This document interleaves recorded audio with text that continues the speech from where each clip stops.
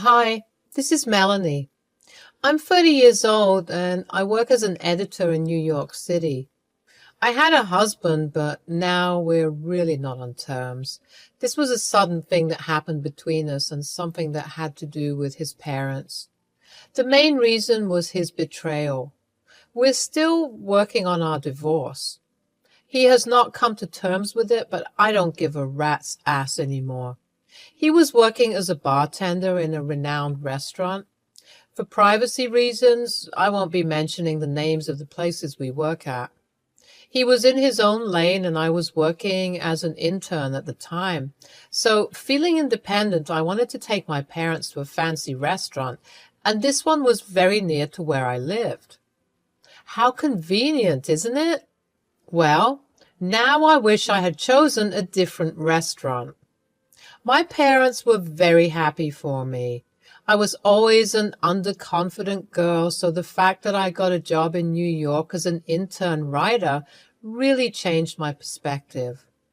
They were hesitant at first, but when I assured them, they agreed. New York is a big city, and somehow, with the favor of luck, I managed to find a second-hand apartment. The man was really old and he wanted to give it away before going to his daughter's place in Michigan. This felt like my calling because, weirdly enough, I'm from Michigan too. The place was a three-bedroom apartment. It was pretty decent and neat. The amazing fact was I got it for cheap. The restaurant where Greg used to work was a 20-minute drive from there. When we reached, there was a party going on, some rich person's birthday. Thank God I booked 3 reservations or it would have been really embarrassing for me. The place was cozy and there were many people, but we had a really private compartment just for ourselves. We were having a casual chit-chat about work and life when suddenly a waiter came and handed out drinks to the 3 of us. When I asked the waiter who gave it, he simply pointed me at a counter. I looked and saw a tall, charming blonde man. He was serving drinks and talking to other people. At first, I didn't pay much attention, but later I noticed him making eye contact with me. I don't know why I was blushing, but I did anyway. My parents understood the vibe and they nudged me to talk to him and that they would sit here and enjoy themselves. I was shy, but I went ahead to the counter. He was very attractive, at least to me. So, how much for the extra drinks? We didn't really order this. It's on the house, ma'am. That's really sweet of you, but I don't really need anything free. I'll pay for it. My parents are here and I don't want them to think. Think of it as a present. Is this your first time in this restaurant? Yes, I actually am new here. I've got a job as an intern recently. Oh, really? Me too. I just joined here. It's been a month. That's nice. It's nice to see someone like me here. Before we even knew, we were already giggling and laughing at stupid things and each other's jokes. Greg had a friendly demeanor, and my 27-year-old heart couldn't contain the emotions they were feeling. As I said, I was very shy and kept to myself, so had very few friends during school and uni life. For some reason, Greg made me feel at ease, like I can talk to him without thinking. Melanie, and yes, maybe sometimes when I feel bored and stressed with work, I wouldn't mind a drink or two. Well, Melanie, it was really a pleasure knowing you. His parents lived in Australia. He was born there, but he decided to come to New York City later on because it was his dream city. He was always wary of his family. He loved them a lot, but also was scared of them. He would often call them and request them to come visit. The thing is, I did not like it when he hid me from them. He would always say that he was with someone from work. You keep hiding me from them. Is it a problem? Yes. No, I mean, they do not have to know. They won't be missing anything. Plus, there would be ample time to introduce you to them. All right, then. I really hope I'm not causing you any trouble. I just like being with you, and I just want us to be a bit honest with each other, that's all. Well, You aren't really my girlfriend, so I don't really have to. Besides, if things go well between us, I can think of making some amends. Right now, it's not my priority." Those words stung me like thorns on the rose. I mean, I know we weren't a thing at that time, but he gave me all those mixed signals that really confused me. Plus, I was so stupid and naive to think he could possibly love anyone. Then again, he would take me to nice places and show me around whatever he had explored when he came to this city. I was feeling very free and happy. The accomplishment felt well achieved. By the end of the fall, Greg started to go all romantic with me.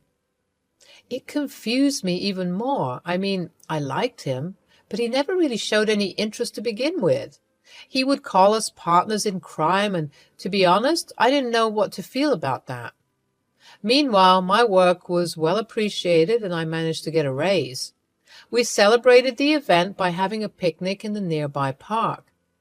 That's when I realized he was holding and intertwining my fingers. I felt a tad bit uncomfortable. I didn't like how he was toying with me. "So, Melanie?" "Yes?" "What do you think of us?" "What do you mean?" "You know what I mean." I feel nice around you, if that's what you want to know." "Just nice? Nothing more?" "I don't know what else to say, Greg. You said we were friends, and you are a good friend." "Friend, you say? Do you think friends like spending this much time together?" I had nothing to answer. Greg wanted me as his partner. It has been almost 1.5 years since we've known each other, and I'm getting old. I told Greg that I needed time. He'd said he'd wait, but not for long, 'cause he is too impatient. He moved in with me soon after, and it started to feel like the real deal. Even my mind started to feel conflicted. The moment he drew the ring, I did say yes. It sounded as if those were the only words that wanted to come out.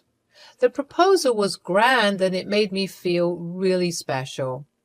I was happy that it was Greg. I don't know if this was bad luck or a bad omen. Greg lost his job within 4 months of getting married. After the official business was done, Greg happily moved into my apartment. We took our time fixing the space so that we can make room for everything. My parents were happy, but also skeptical. I mean, why wouldn't they be? Greg was the kind of husband who would really love me, but not seem to acknowledge me in front of other people. There were times when we went to parties and he would let me go to hang out with his friends. He would not really introduce me until I made the move. He still wouldn't tell his parents. "So, babe, shouldn't we let your family know once?" Yes, in time. Not now. Why are you always in a hurry?" "Again? Why not? Jesus, Greg, this is too much, don't you think? What is wrong with us?" "Look, I have a lot of explanations to give, and I need time. So don't meddle in things you don't understand." I didn't understand what the explanation was, but I was patient. The only thing that I wanted from him was to acknowledge me. He would go meet his boys every now and then, sometimes without informing me. I would receive his phone calls after he had reached there. This would continue for a while, when he suddenly lost his job. The reason he gave me was that he fought with his colleague and did some collateral damage. He told me that he would borrow my money for a while until he gets another job. I remember him crying in his bedroom like a little boy. I wonder what goes on in that head of his. "Well, don't worry about the money. Just let me at least know what's going on." "It's an emergency, and I promise I will make it up to you once I get the job, okay?"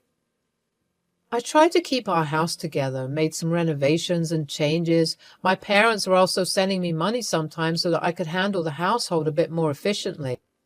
I was happy to feel independent, but you see, sometimes money can get spent very quickly.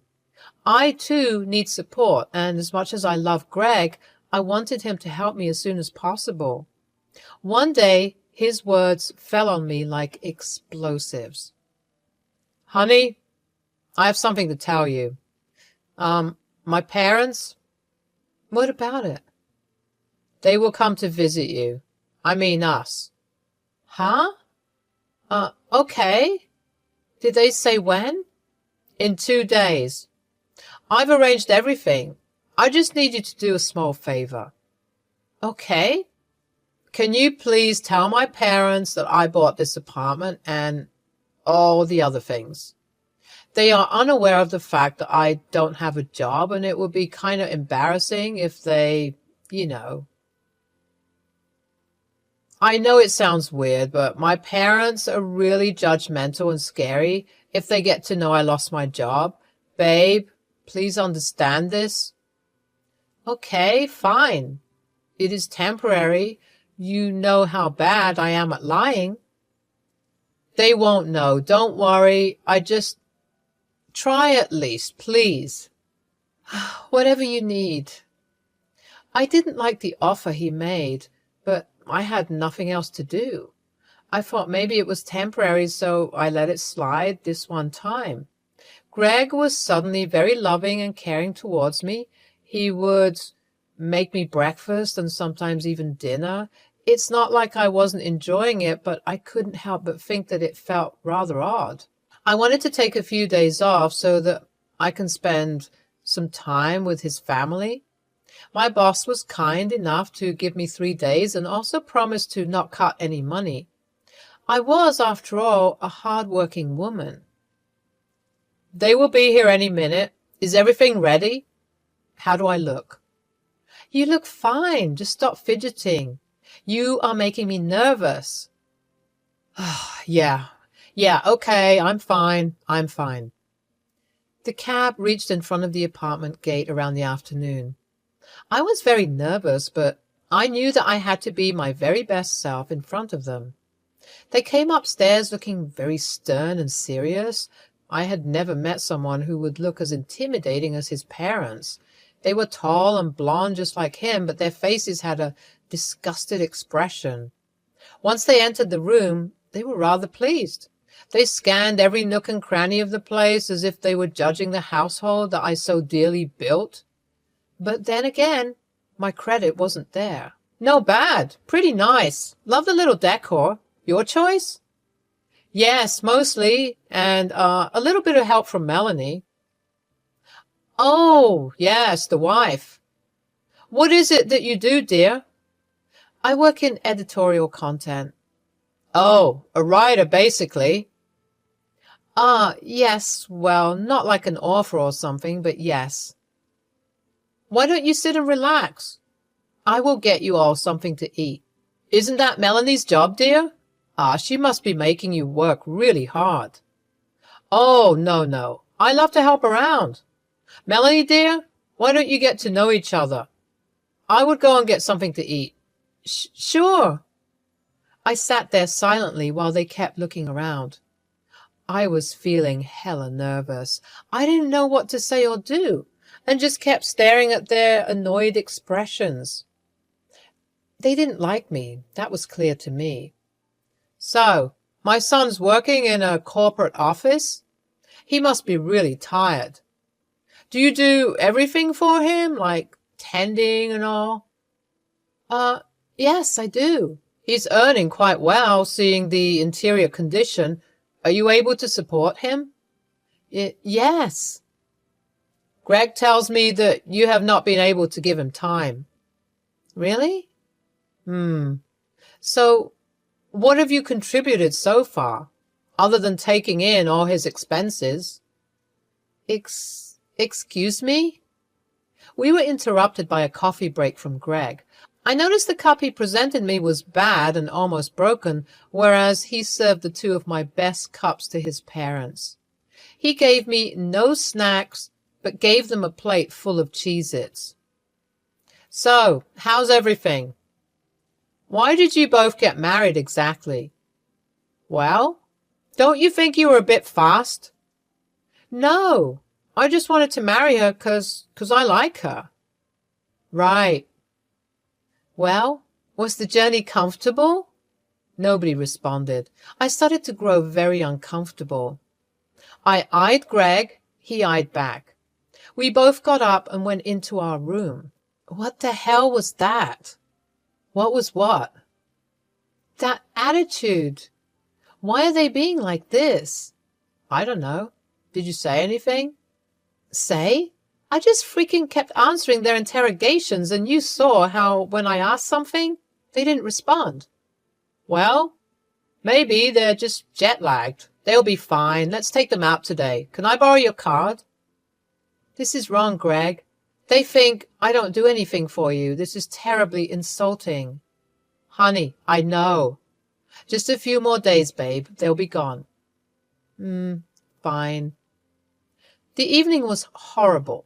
Greg went ahead and gave his parents a treat from my card. I didn't feel welcome, so I loitered around the shops and stuff. I was feeling lost. I didn't know if things were going well at all. I was thinking about the times when I made important decisions.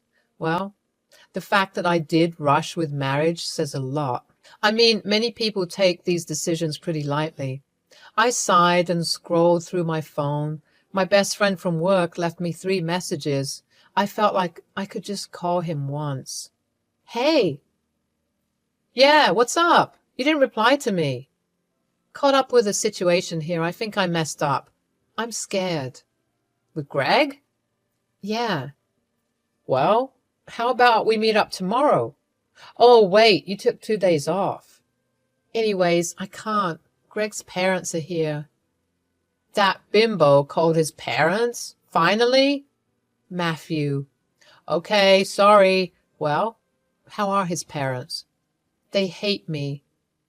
The conversation would have gone on for a long time when suddenly I heard footsteps from behind. I immediately cut the call. It was Mary. She looked like she would beat me or something. I was low-key expecting that, not gonna lie. She came and glared at me. Well, enjoyed the...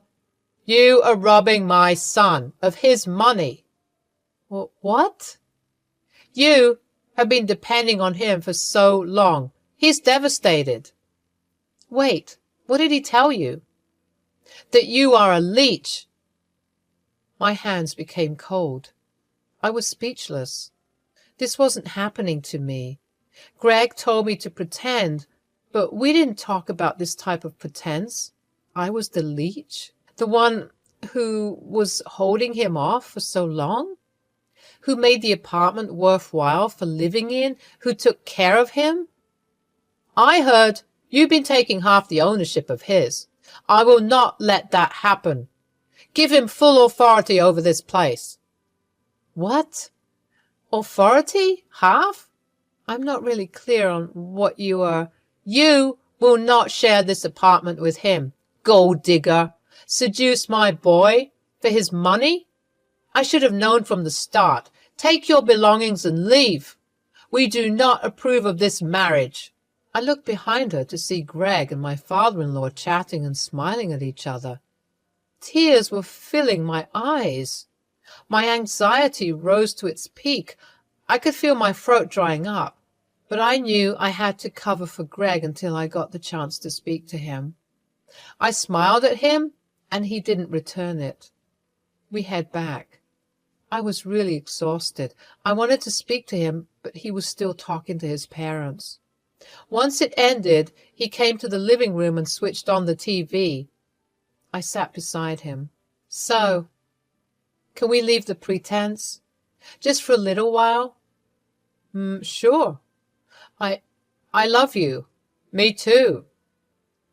So, whatever you cooked up with your family, it is temporary, right?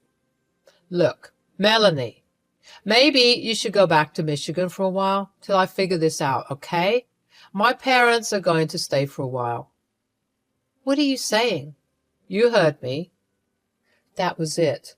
The last conversation I had. He gave me silent treatment no matter how much I questioned him. He didn't budge. He just went silently to bed. I was crying all night at Matthew's place. His wife was really sweet to give me a space to stay for the night. I was kicked out of my own house. Matthew was dumbfounded by the situation. You do know that you still have the power to destroy his life, right? He's still jobless, using your card. Yes.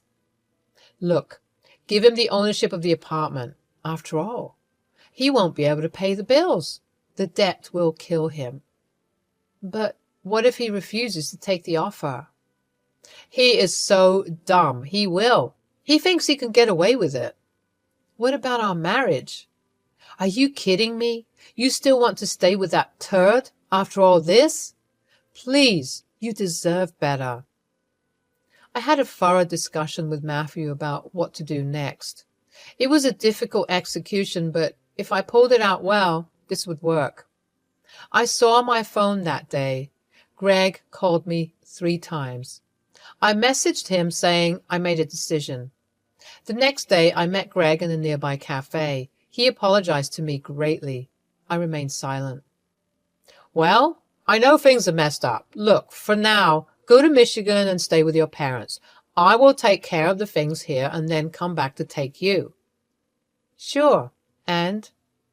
Then I'll try to get a job. But for now, can I please keep your card, honey? Yeah.